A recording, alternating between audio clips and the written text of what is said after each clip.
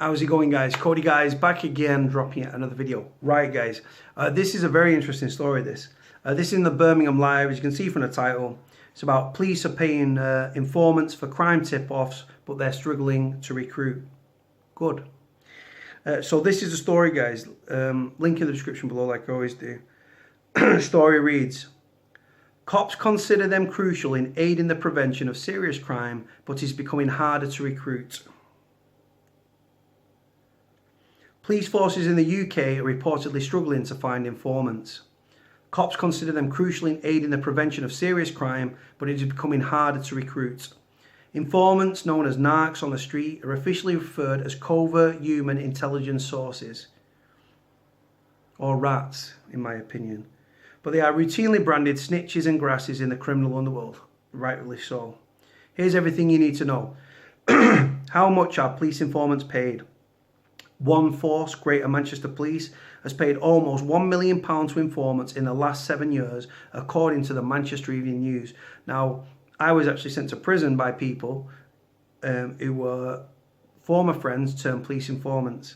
Right, so they was on the payroll at GMP. The annual outlay has plummeted to £95,066 last year, though that was compared to £182,688 in 2011-2012. Police insiders blame the loss of hundreds of experienced officers as a result of savage budget cuts since 2010, as well as tightening rules around informant recruiting. One experienced former Greater Manchester Police informant handler said, "It is very difficult these days to work a good quality informant. It's become more and more difficult to use informants properly. For one thing, because the rules have been tightened and also the budgets have been slashed, handling informants, you had to walk a very thin line sometimes to extract information without breaking the law." Are you shitting me? Police break the law more than anyone. There is no one-to-one relationship anymore. It's all centralised, very rigid and very difficult. Obviously, informants aren't doing it for altruistic reasons. They might think they'll get let off with some crime or they'll get a drink out of it. It sounds a little conceited, but there is an element of truth in the fact that there aren't those old school bobbies anymore who know how to do it properly. They knew how to deal with them, how to speak to them, and how to get to go right up to the line without crossing it. The road to hell is paved with good intentions. Managing informants is a very difficult thing to do and very time consuming. The police these days haven't got the manpower to do it. I couldn't walk into the pub and say, "I've got an informant." I'd have to work for 6 months or a year to get someone on board. Is it worth the money? All day long. It was for me. What is the life of an informant? Informants will be groomed and their information tested over a period of time before a lifestyle allowance will be set up, which might be worth £100 a week, said the former officer. £100 a week? No thanks. I'd rather be on my arse. Once you had one, they were worth 10 bobbies. They were in the middle of criminal networks and could get information for you that no police officer could ever get. It was pretty murky area, but it's absolutely got results, he said. Since around 2002, the handling of informants was taken from police divisions in Greater Manchester Police and handed over to the Centralised Force Intelligence Branch. It means that one potential informant is uncovered by officers on the ground. Their details are passed over to the FIB, so this Force Intelligence Branch. Under the regulations of investigatory powers of 2000, an authorising officer for a public body like a police force can give permission to recruit an informant if it is deemed necessary for national security or preventing or detecting crime and disorder. Among other reasons, the permission must be reviewed after 12 months. In the police, a superintendent or assistant chief constable can be the authorising officer. The Act requires proper oversight and management of informants, while detailed records of their activities must be kept. Evidence they gather can be used in court, though its admissibility may have to be decided by a legal argument. Informants frequently don't give evidence themselves in court, and even if they do, they are highly unlikely to be identified as police informants. Informants are usually criminals like drug dealers who rat on their rivals to increase their share of the market. But informants can be also relatives of criminals, wives or girlfriends, who have provided key information which has prevented shootings and saved lives. Should they be paid? One former high-ranking Greater Manchester police officer said, asked whether such payouts were value for money, was emphatic. He said, "It really does work. It's absolutely integral to policing. It's a game we have to play. It saves lives without a shadow of a doubt." He conceded a lot of the money was paid to drug dealers who merely wanted to increase their own profits, but he reasoned, "What would we do if we didn't bother with this intelligence? The alternative would be to let them carry on, and I don't think anybody wants that."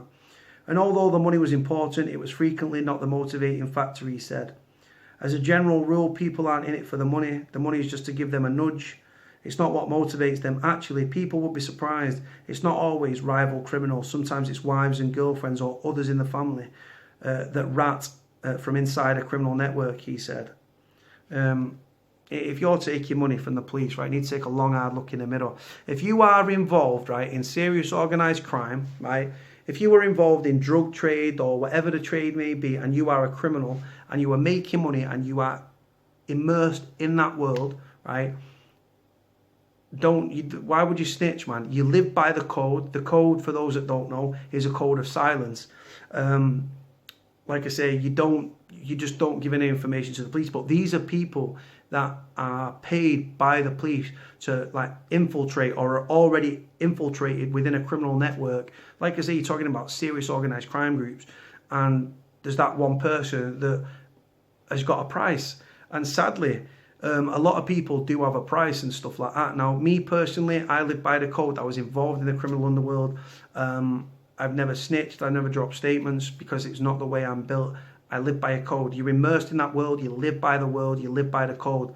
If you live by the gun, you die by the gun. It's just one of them things. You just don't rat. It's just not the done thing to do. Now, like I say, these people that are taking money from the police, £100 a month, right? All the police do in this situations, guys, right, is I was put in prison by a family of police informers, right?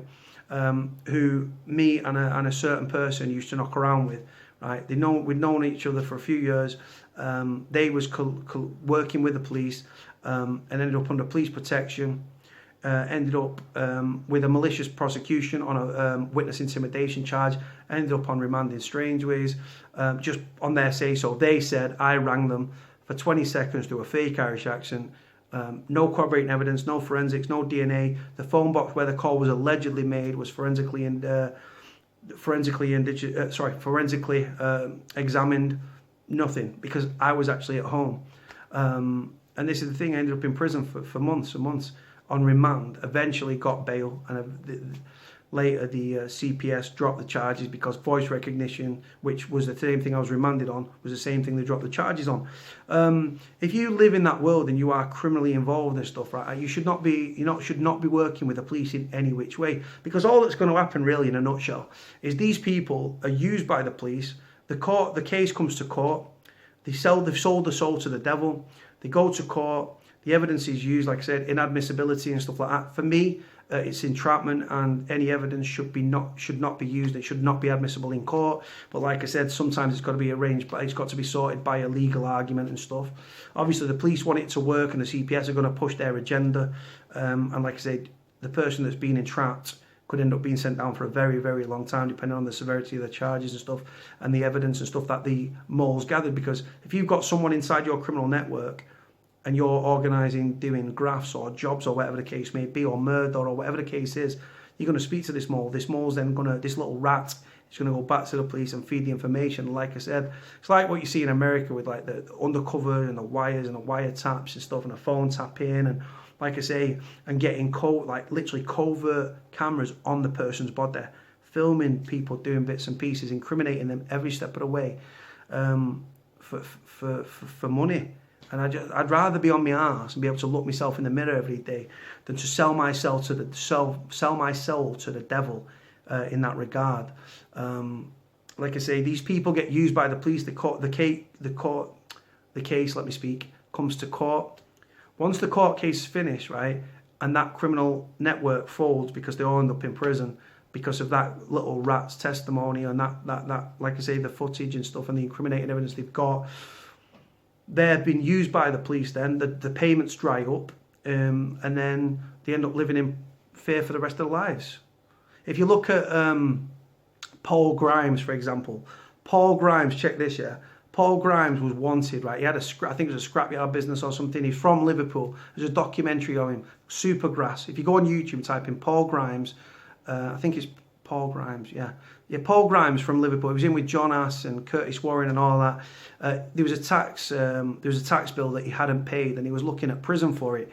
So they said, well, he said to Customs and Excise, what about drug shipments? If I serve them up, would you pay me and stuff like? Would you drop the charge? He said, well, yeah. So he was running like Big Brother security for John Ass and stuff. And like I said, and he was literally actively working with the police, getting evidence, even getting his own son sent to prison. Right? His own son was working for John Ass and Curtis Warren, doing bits and pieces. And then, like I said, they just brought the ship down, yeah, in a massive, massive way with John Ass. And he got his own son jailed and stuff. And now he lives in fear for the rest of his life. The really good documentary, guys, actually. I'm going to find it and I'm going to put it in the link in the description below. Supergrass, Paul Grimes, Liverpool, Donald McIntyre, who I know Donald personally. Donald was, he filmed with him and stuff like that. I think it was Donald. Sure, it was Donald. And like I said, he ended up going into police thingy. His mother died, right? And he couldn't even go to the funeral. He had to watch his own mother being buried from binoculars, man. Because there's still a price on his head, and there's still a price now. I believe so anyway, I'm assuming so, because what he said in the documentary. But like I said, that was an informant. He gave his evidence. People got sent to prison for a very, very long time. He got his own son sent to prison. What sort of a scumbag gets their own son sent to prison? Because he was going to prison for this tax evasion. So he decided to collate and work with the police and tax and customs and stuff, customs and excise. He worked with them. He brought down people to save his own bacon. This guy was involved in crime and then didn't pay tax, which was his own choice, and then could have gone to prison for tax evasion, but didn't want to go to prison. And if you can't do the time, don't do the crime. And like I said, he served people up, and a lot of people went to prison for a very long time, including his own son. Who does that? Who does that? Do you know what I mean? I wouldn't get someone else sent down. So there's no way on earth I get my own son sent down. What a scumbag, mate. But like I say, he was used by the police. He did what he did. He thought he was like in with the police and stuff. They used him because that's all they're doing. They're using you as a patsy. You then serve people up. They go to prison. The police get the convictions and get you off the street. You get some shit, like some money. You spend the rest of your life, no payments because the payments dry up. You end up living... He ended up living in a residential like home, like a block of flats where he was the youngest there by about 20 years, 30 years, right? The reality is, guys, it's not worth it. Don't do it. If you're immersed in criminality, right, you're part of the criminal fraternity. You've made your choice, get left or get right. You're involved in crime. You know what you're doing. You're committing crime. You're making money. Whatever comes with that world, whether it's death, whether it's prison, whether it's, like I said, getting fucked over by other like dealers if that's what you're involved in, or like I say, shot at, prison, murdered. If you're involved in that world, that comes with the territory, right? You don't then serve other people up to further your own cause. It's just not the done thing. I couldn't sleep with myself if I did that. I really, really couldn't. Anyway, guys, I'm going to leave it here. I'm going to try and find Paul Grimes' documentary. I'm going to put it in the link in the description below. If you watch it, let me know what you think. It's a very, very good watch. If you're subscribing to me and you're colluding with the police in any which way, take yourself off there, because I can't stand grasses, mate. Nothing worse than a grass. Snitch, grass, whatever you want to call them. Scumbags, mate. Selling the soul to the devil, right? To further their own cause, or to get out of criminal acts, or getting a kick from getting money from the police. The police will use you, the money payments will dry up, you'll spend the rest of your life looking over your shoulder, and don't be surprised if you end up with a fucking bullet in the back of your head, depending on the severity of the charge and who you get sent down. It's not the dumb thing to do. Anyway, guys, I want to shut up. Like, comment, subscribe. Link in the description below for the documentary on Paul Grimes, also known as Supergrass. Let me know what you think. Like, comment, subscribe. Cody out.